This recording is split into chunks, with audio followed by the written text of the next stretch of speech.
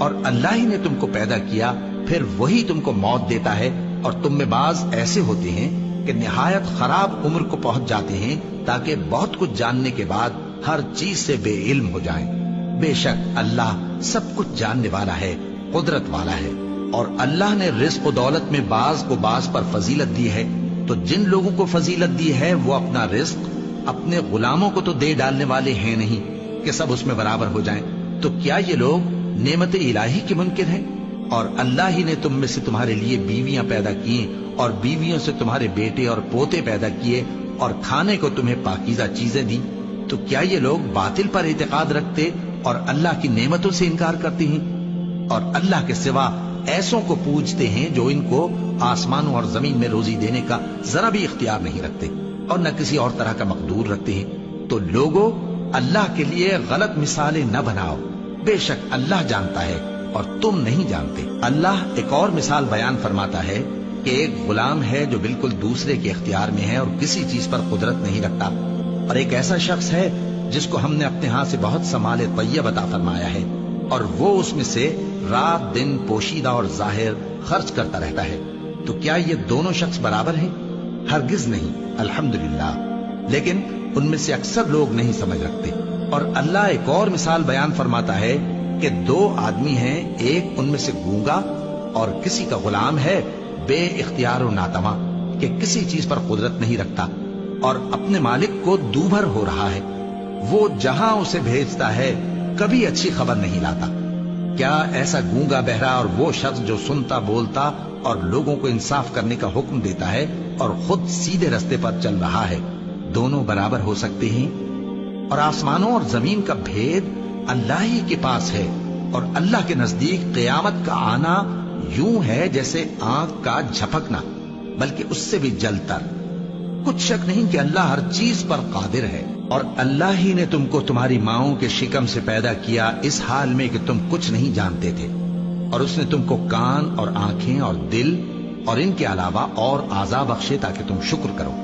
کیا ان لوگوں نے پرندوں کو نہیں دیکھا کہ آسمان کی ہوا میں گھرے ہوئے اڑتے رہتے ہیں؟ ان کو اللہ ہی تھامے رکھتا ہے۔ ایمان والوں کے لیے اس میں بہت سی نشانیاں ہیں۔ اور اللہ ہی نے تمہارے لیے گھروں کو رہنے کی جگہ بنایا، اور اسی نے چوپایوں کی کھالوں سے تمہارے لیے ڈیرے بنائے جن کو تم ہلکا پھلکا دیکھ کر سفر اور حضر میں کام میں لاتے ہو، اور ان کی اون اور پشم اور بالوں سے تم اسباب اور برتنے کی چیزیں بناتے ہو جو مدت تک کام دیتی ہیں۔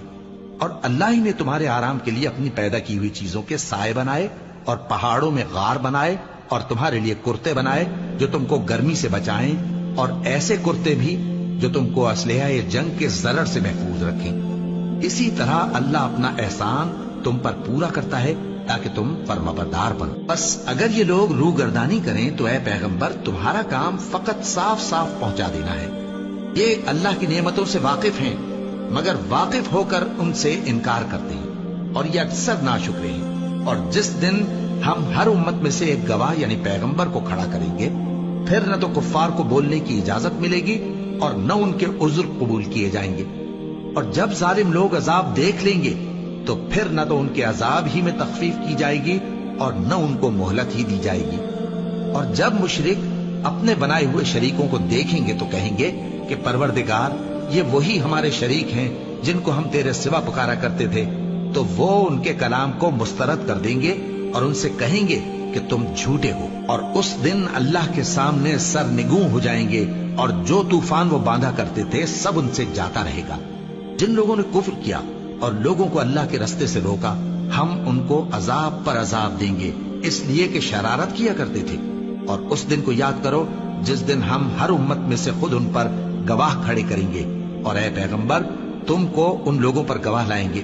اور ہم نے تم پر ایسی کتاب نازل کی ہے کہ اس میں ہر چیز کا بیان مفصل ہے، اور مسلمانوں کے لیے ہدایت اور رحمت اور بشارت ہے۔ اللہ انصاف اور احسان کرنے اور رشتہ داروں کو خرچ سے مدد دینے کا حکم دیتا ہے، اور بے حیائی اور نامعقول کاموں سے اور سرکشی سے منع کرتا ہے، اور تمہیں نصیحت کرتا ہے تاکہ تم یاد رکھو۔ اور جب اللہ سے عہد کرو تو اس کو پورا کرو، اور جب پکی قسمیں کھاؤ تو ان کو مت توڑو کہ تم اللہ کو اپنا ضامن مقرر کر چکے ہو، اور جو کچھ تم کرتے ہو اللہ اس کو جانتا ہے۔ اور اس عورت کی طرح نہ ہونا جس نے محنت سے تو سود کاتا پھر اس کو توڑ کر ٹکڑے ٹکڑے کر ڈالا، کہ تم اپنی قسموں کو آپس میں اس بات کا ذریعہ بنانے لگو کہ ایک گروہ دوسرے گروہ سے زیادہ غالب رہے۔ بات یہ ہے کہ اللہ تمہیں اس سے آزماتا ہے، اور جن باتوں میں تم اختلاف کرتے ہو قیامت کے دن اس کی حقیقت تم پر ظاہر کر دے گا۔ اور اگر اللہ چاہتا تو تم سب کو ایک ہی جماعت بنا دیتا، لیکن وہ جسے چاہتا ہے گمراہ رہنے دیتا ہے اور جسے چاہتا ہے ہدایت دیتا ہے۔ اور جو عمل تم کرتے ہو اس دن ان کے بارے میں تم سے ضرور پوچھا جائے گا۔